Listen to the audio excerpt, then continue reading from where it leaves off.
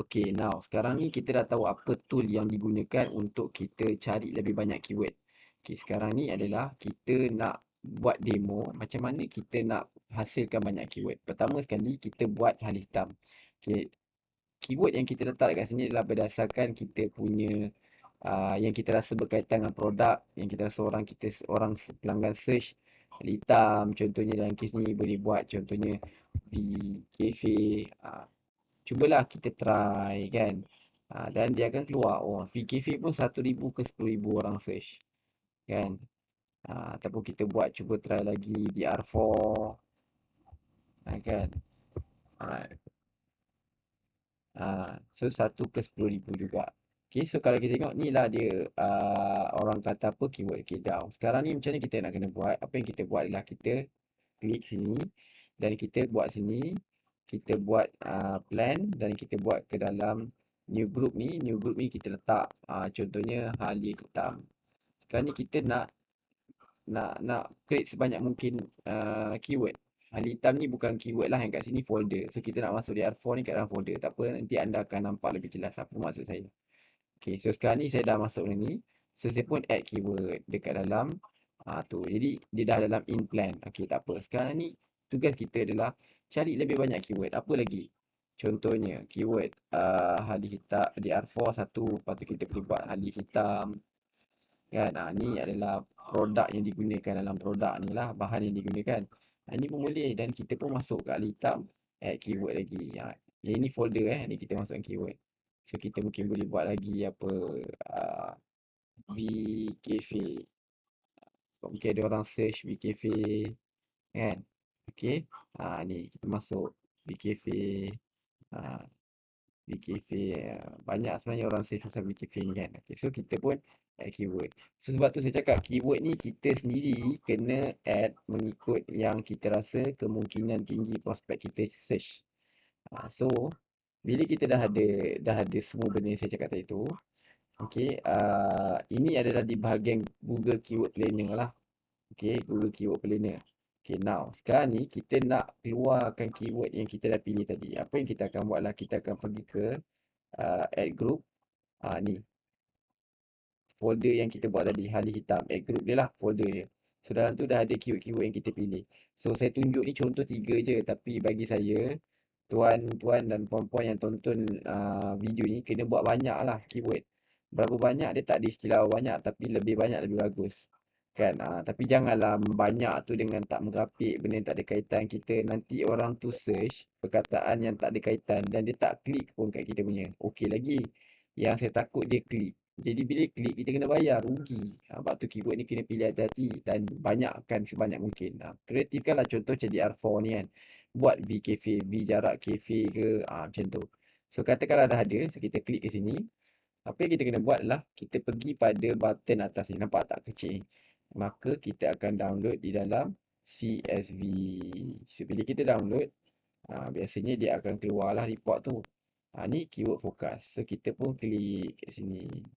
Bila kita klik, kita dapatlah inilah keyword. Pergi kat bahagian ni, nampak tak keyword? Inilah keyword yang kita pilih tadi tu.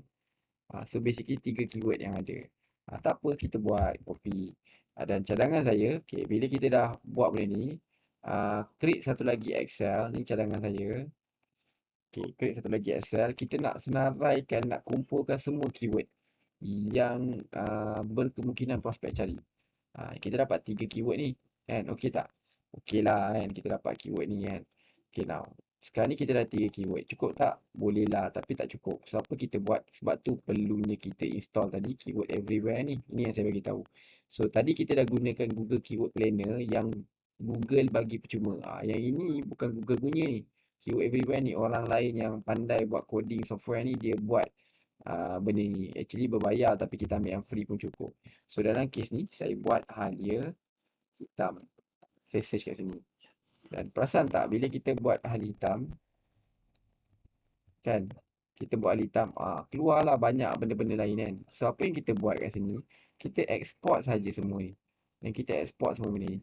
Bila kita export, dia akan keluar kat sini tau. Dia akan keluar dekat dalam bahagian export ni, ada keyword-keyword yang tadi tu. Kita ambil, kita copy. Dan apa yang kita buat, kita kumpulkan di sini, campurkan dia semua. Kan. Okey. Dan tadi saya ambil contoh lagi. Okey, ni saya tak buka lagi. Alright. Ni cara macam mana nak buat dan nak dapatkan keyword lah. So tengok macam-macam cara orang search hari hitam di R4 lah kan. Harga hari hitam marah. Tak apa, jangan risau kalau ada nampak yang tak ada kaitan tu, jangan risau. Follow dulu panduan ni. Okay now. Ini anda kena buat. Jadi ini anda bayangkan anda dah ada berapa dah keyword ni. Kalau ikutkan senarai keyword ni, saya buka besar sikit. Daripada tadi kat Google Keyword Planner sampai sekarang dah berapa? 32. Tak apa, buat lagi sebanyak mungkin. Okey, kenapa saya cakap kena buat lagi? Okey, dan macam nak buat lagi senang je. Ni kan hari hitam, nanti buatlah PKV pula. Ha. So nampak tak dia keluar lagi dekat sini. PKV. Side effect, review. Banyak orang search ni. Orang search kebaikan dia apa. Kan? So export, kumpulkan. So maka kita akan dapat ini yang dipanggil master list kita. Semua keyword-keyword tadi yang kita guna keyword planner ke, kita guna keyword everywhere untuk dapatkan keyword. Inilah dia kita kumpulkan. Banyaklah contohnya. Okay now, keyword ni dah okey tak? Okey lah ada, tapi kita tak boleh terus gunakan keyword ni. Kita kena filter. Ada keyword yang kadang-kadang tak ada kaitan dengan apa yang kita jual. Dia lebih kurang. Mungkin orang search keyword tu tapi untuk produk pesaing. Kita tak nak. Kan?